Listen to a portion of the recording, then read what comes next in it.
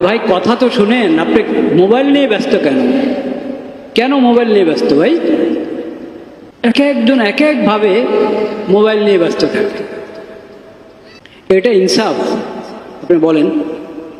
আমি এসেছি মসজিদে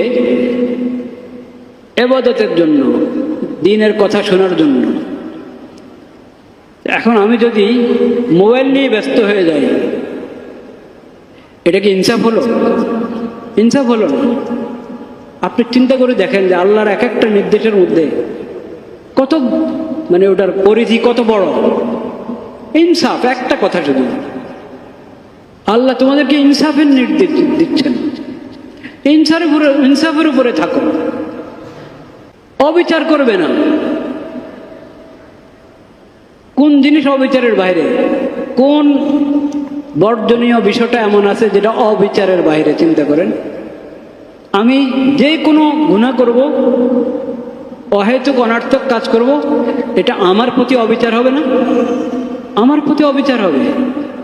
আমি সবাইকে জানান দিলাম যে আমি এরকম মানুষই, আসি এক কাজে করি আরেকটা, আসি এক কাজে করি আরেকটা, কোনো কাজের প্রতি আমার আন্তরিকতা নাই। এই যে আমি আমার ব্যাপারে মানুষকে বার্তাটা দিলাম, দেখে আমার প্রতি আমি সুবিচার করলাম না অবিচার করলাম? অবিচার করলাম। এটা ইনসাফ হলো না?